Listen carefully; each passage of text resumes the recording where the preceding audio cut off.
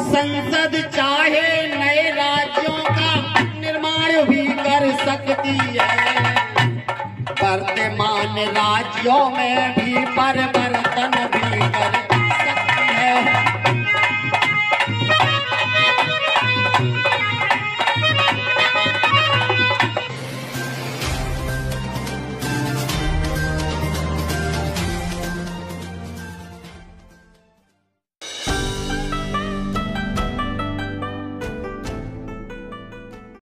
दो शब्दों को हटा दिया गया है अभी संविधान की संसद में जो प्रतियां बांटी गई हैं, जिसमें से धर्मनिरपेक्ष और समाजवादी। इसके बाद में इसमें बवाल हुआ, धरना प्रदर्शन भी हुए। क्या रिजल्ट निकलता है, क्या निकला है, वो तो अभी नेक्स्ट समय में पता लगेगा। कि हम भारत के लोग सभी और संविधान अपनाते हैं, समाजवादी धर्मनिरपेक्ष फिर देश को गले लगाते हैं।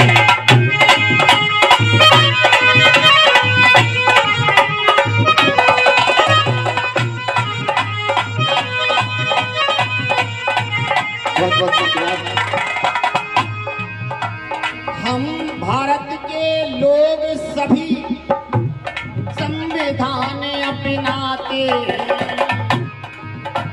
समाजवादी धर्मनिरपेक्ष फिर देश को गले लगाते हैं, देश को गले लगाते हैं।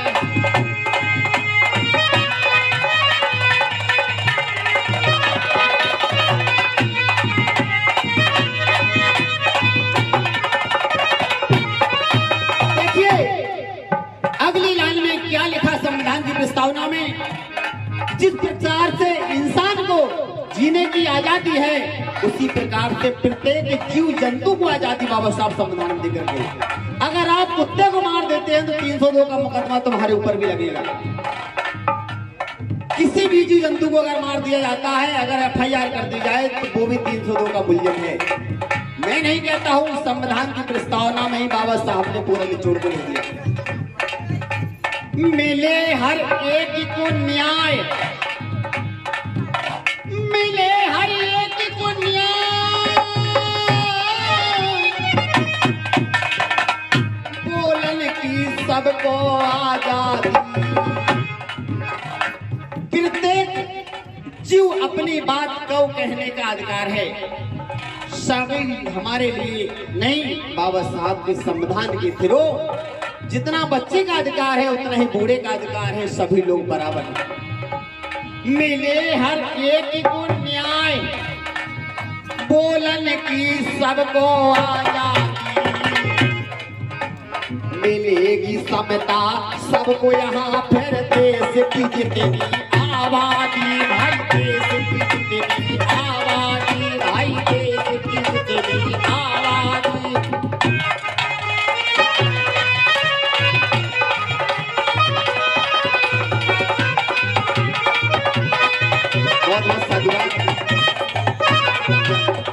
बंधुता बढ़े हर एक इससे, इंसान से इंसान प्रेम करे, इंसान से जानवर प्रेम करे, सबको जीव जंतुओं को सबको एक दूसरे से बंधुता बढ़ाने के लिए बाबा साहब संविधान की प्रस्तावना में लिख कर गए। बहुत बहुत साधुवाद नबी अली को। बंधुता बढ़े हर एक इससे, हर एक व्यक्ति इज्जत पाए, देश हमारा अखंड रहे, फिर एकता यहाँ बढ़ती जाए, भाई देश हमारा अखंड रहे, फिर एकता यहाँ बढ़ती जाए।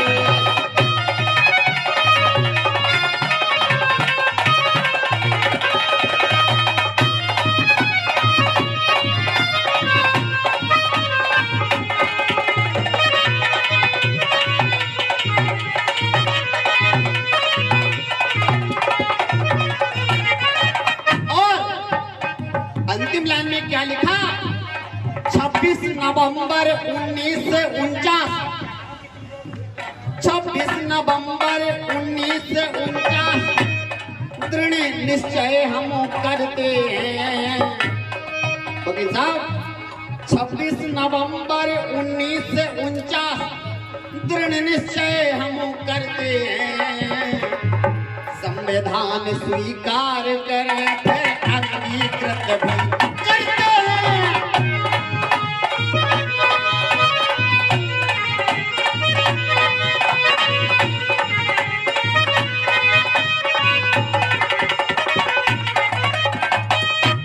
अब तो धीरे धीरे संविधान आगे को चल रहा है, अब तो धीरे धीरे संविधान आगे को चल रहा है।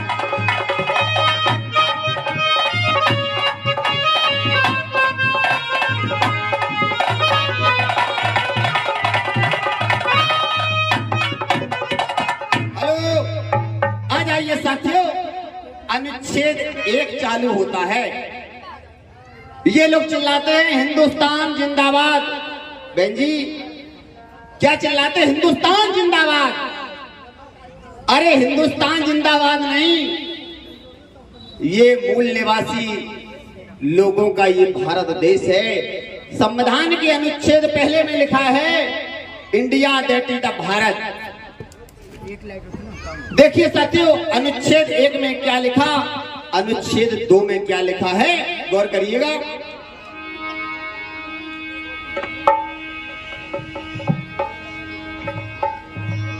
कि सब राज्यों को मिलाकर के,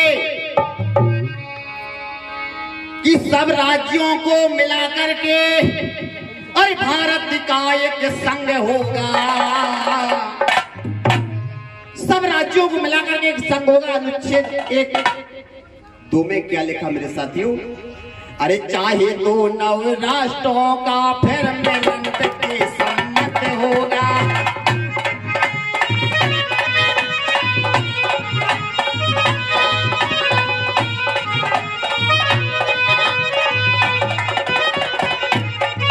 अनुच्छेद 1 में क्या लिखा कि सब राज्यों को मिलाकर के भारत का संघ होगा। चाहे तो 9 राष्ट्रों का फिर मिलन के सम्मत होगा। अनुच्छेद 2 में लिखा है।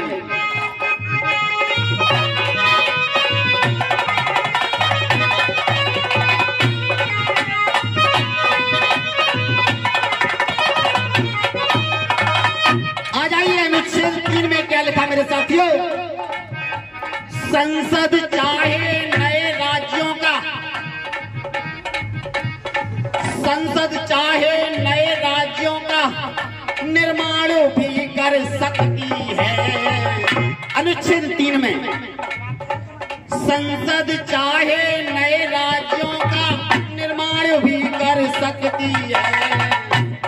वर्तमान राज्यों में भी परिवर्तन भी कर सकती है।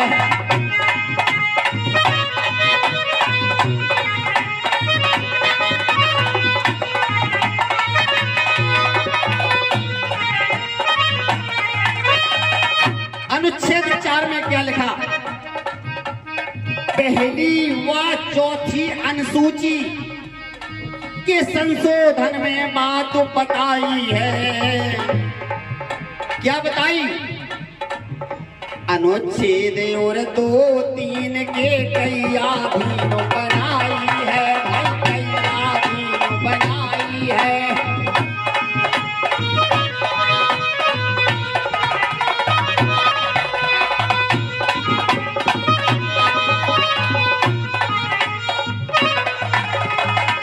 अनुच्छेद 5 क्या कहता है मेरे साथियों? लोग चिल्लाते हैं कि ब्राह्मणों भारत छोड़ो, कहते 1948 के पहले जो भारत के अंदर रहता था तो बाबा साहब सबको अधिकार देकर के गए, क्योंकि बाबा साहब ने देखा कि यहाँ अनेक धर्मों के लोग यहाँ हैं इंडिया के अंदर। तो बाबा साहब ने अपने देश की आबादी को बढ़ाने के लिए उन्होंने किसी देश के व्यक्ति को जो बाहर से आकर के बस गया है उसको बाहर जाने के लिए बाबा साहब ने लिखा। सबको अधिकार दिया है, चाहे वो किसी भी जात का हो, किसी भी धर्म का हो। आ जाइए अनुच्छेद 5 में क्या है? भारत में आने वाला व्यक्ति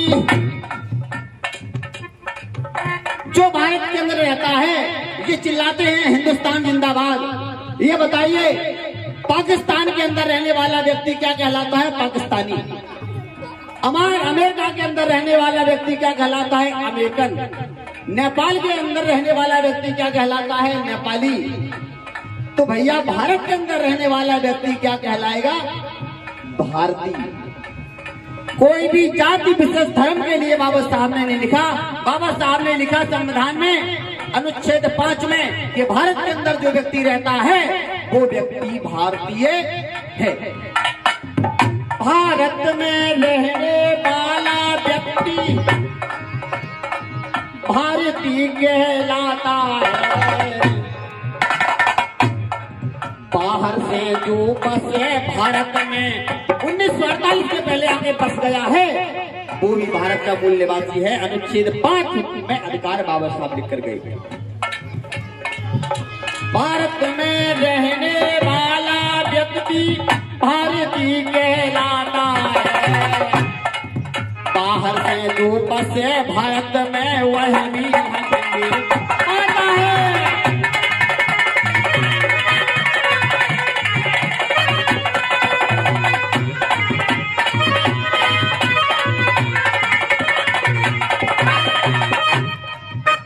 अनुच्छेद 6 में कोई खास नहीं है, 7 में कोई खास नहीं है। वही इंडिया भारत वाला काम है। सॉरी, पाकिस्तान भारत।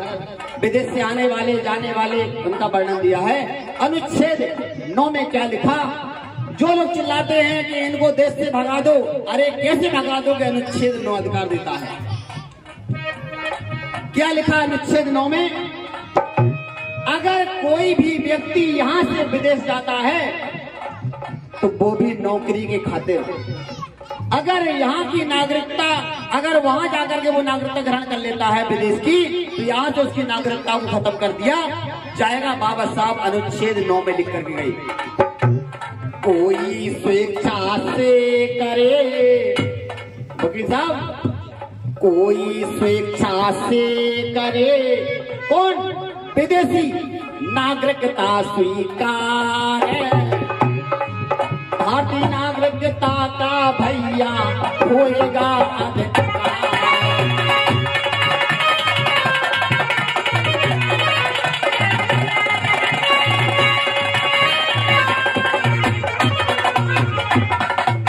अगर कोई विदेश जाता है, वो अगर विदेश की नागरिकता स्वीकार कर लेता है तो भारत से नागरिकता खत्म कर दी जाती है। इसीलिए तो वीजा बनता है। वो 6 महीने के लिए जाएगा, 6 साल के लिए जाएगा, लेकिन नौकरी करने की खातिर वहां की नागरिकता ग्रहण नहीं करता है। कोई स्वेच्छा से करे विदेशी, नागरिकता स्वीकार, भारतीय नागरिकता का भैया होएगा अधिकार।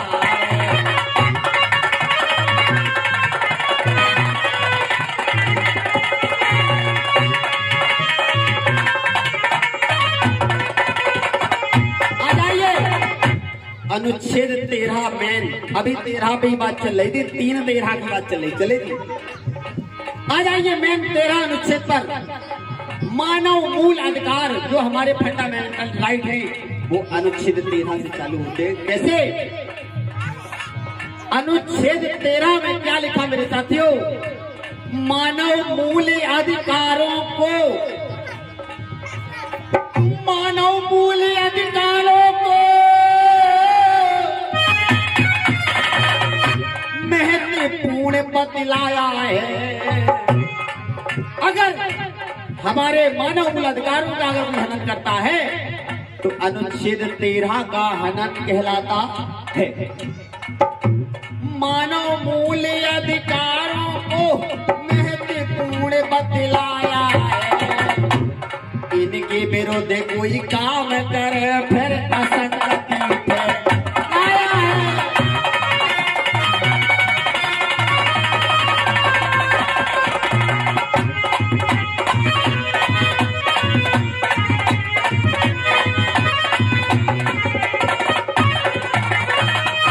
अनुच्छेद 13 समझ में आया? आ जाइए 14।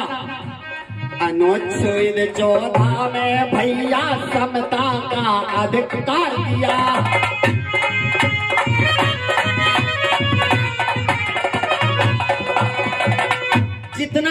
अधिकार पुरुष का है उतना ही अधिकार महिला का है।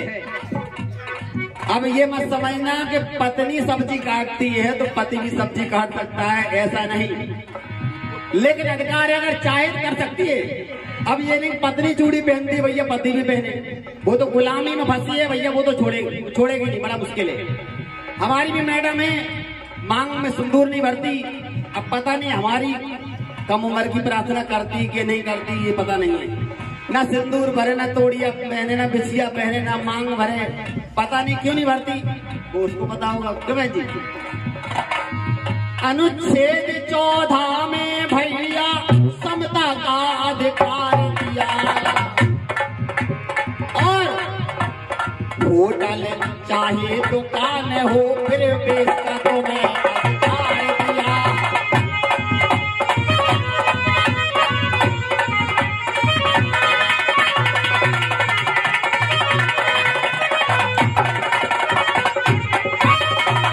समझिए इस अनुच्छेद को। अनुच्छेद 14 में समता का अधिकार दिया।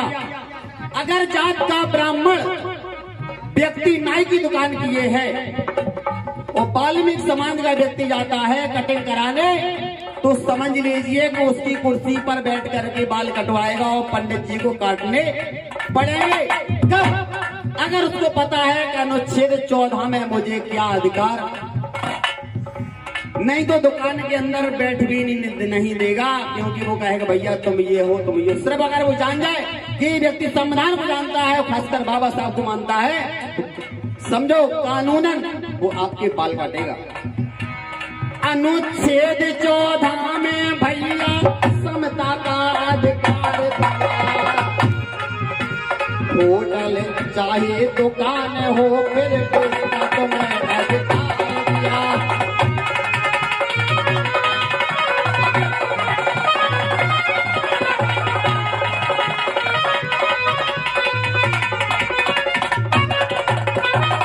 चौदह के बाद में क्या आता है?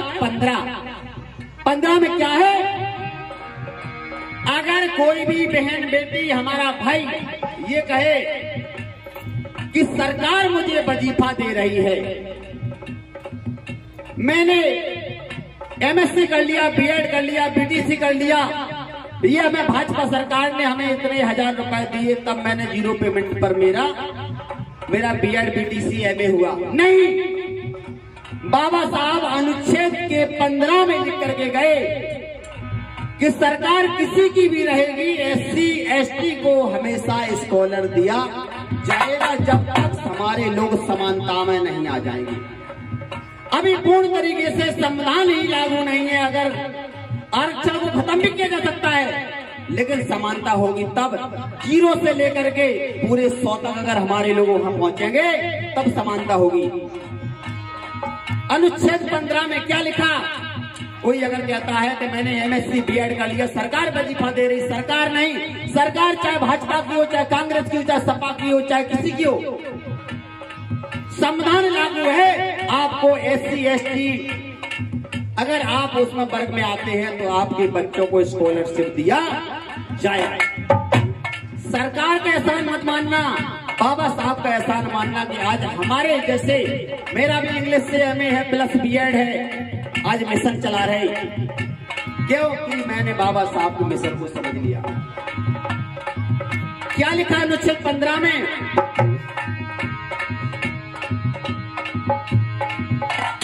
अनुसूचित जनजाति की, किसमें लिखा है?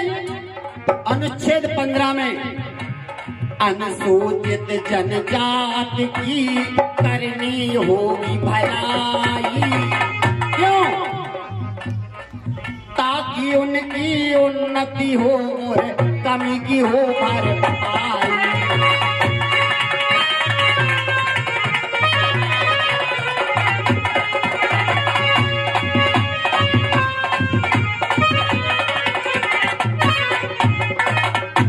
कोई जागरण हो रहा होता, इतना पैसा आता, लेकिन जिससे देश चल रहा, जिससे हमें हक अधिकार पता लग रहा है, कोई भी माता बहन नहीं पिघल रही वास्तव में। अभी गाना चल रहा होता फिल्मी कि गोरी को पल्लो लटके, पैसे गाना चल रहे होते, वास्तव में पैसा लाइन लगती है मंच पे। अरे माता बहने शर्म कर लो, इसी हक का अधिकार से तुम्हारे बच्चों को भविष्य बनना है। कोई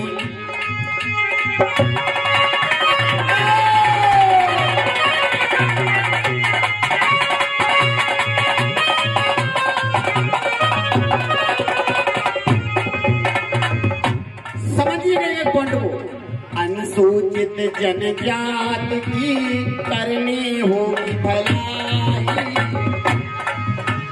ताकि उनकी उन्नति हो और कमी की हो।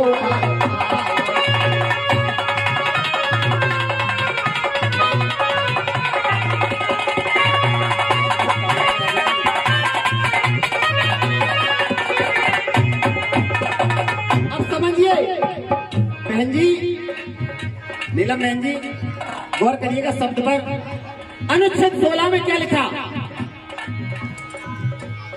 अगर अपने एससी वर्ग का व्यक्ति अगर प्रिंसिपल है, सामान्य वर्ग का व्यक्ति अगर टीचर है, अगर आप प्रिंसिपल हैं और आपका टीचर आपके कहने पर काम नहीं कर रहा है, तो क्या है?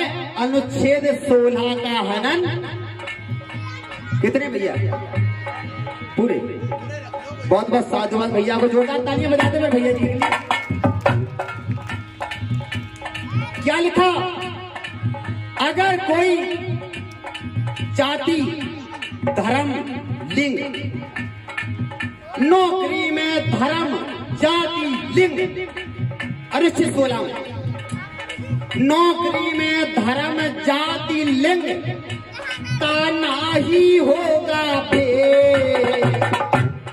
साफ साफ शब्दों में कहता 16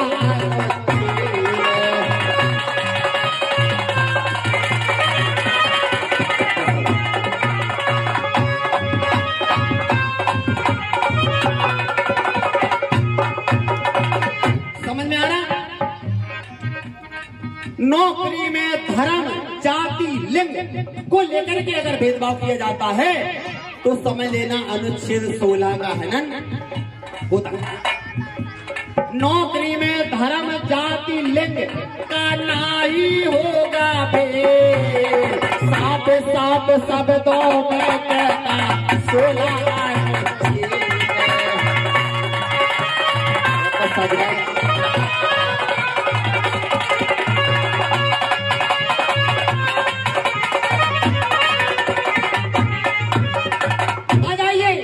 अनुच्छेद 17 में क्या लिखा मेरे संविधान प्रेमियों? जय हो।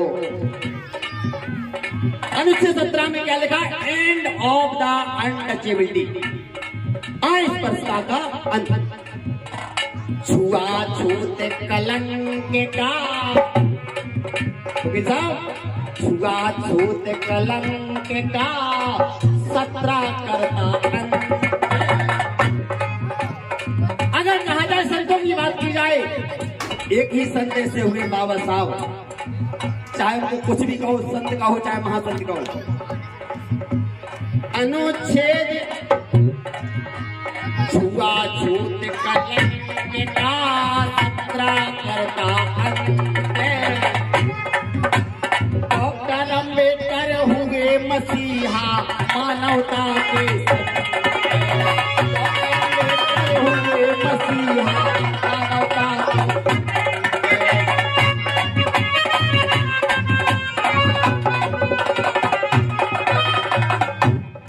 आ जाइए कौन सा अनुच्छेद आता है?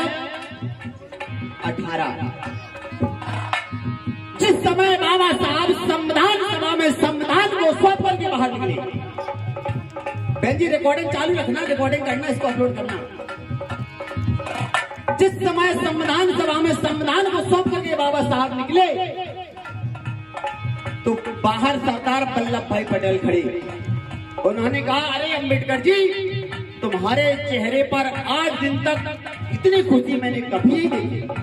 तो बाबा साहब ने कहा, अभी तक रानी की कोख से राजा पैदा हुआ करता था, लेकिन आज उन रानियों की नसबंदी करके जा रहा। अनुच्छेद 18 में बाबा साहब ने जो वोट डालने का अधिकार दिया है, समझ लेना रानी की कोख से राजा उसी दिन से पैदा होना बंद होगा। जिसको पब्लिक चाहेगी उसी को राजा बना दिया जाएगा। रहे ना कोई जमींदार, अरे ना नवाबो ना महाराजा, पद ना होगा जन्म से भैया, युग तक खुल गया दरवाजा।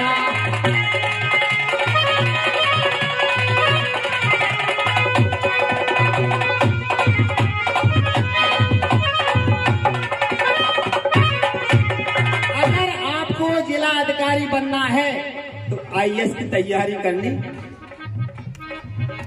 बताइए क्या जो आईएएस है क्या उसकी मां रानी थी? नहीं।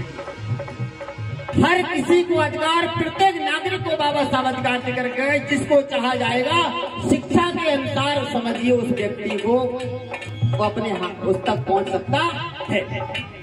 रहे ना कोई जमींदार, ना नवाबो ना महाराजा, पद ना होगा जन्म से भैया, योग्यता का खुल गया दरवाजा।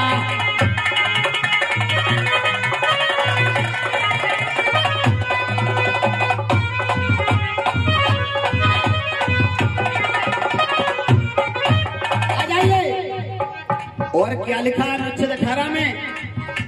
बहुत बहुत साधुवाद मेरी माता जी को। प्रतियोगिता से ही मिले। अगर आपको आईएएस बनना है, डीएम बनना है तो आपको प्रतियोगिता पास करनी पड़ेगी, कंपटीशन को फाइट करना पड़ेगा।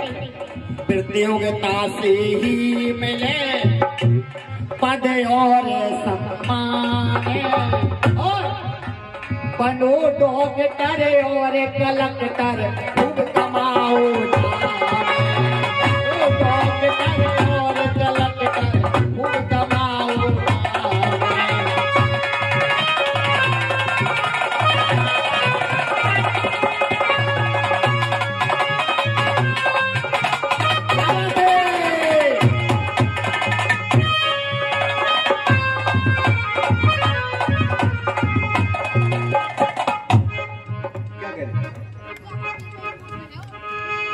आ जाइए अनुच्छेद 19, जिसके थ्रू आज हम लोग मंच लगा करके कार्यक्रम को दे रहे हैं। भैया 10 मिनट रुक जाओ, 10 मिनट। जिस आज मंच पर आज हम लोग स्पीच दे रहे, कार्यक्रम को कर रहे, तो समझ लीजिए अनुच्छेद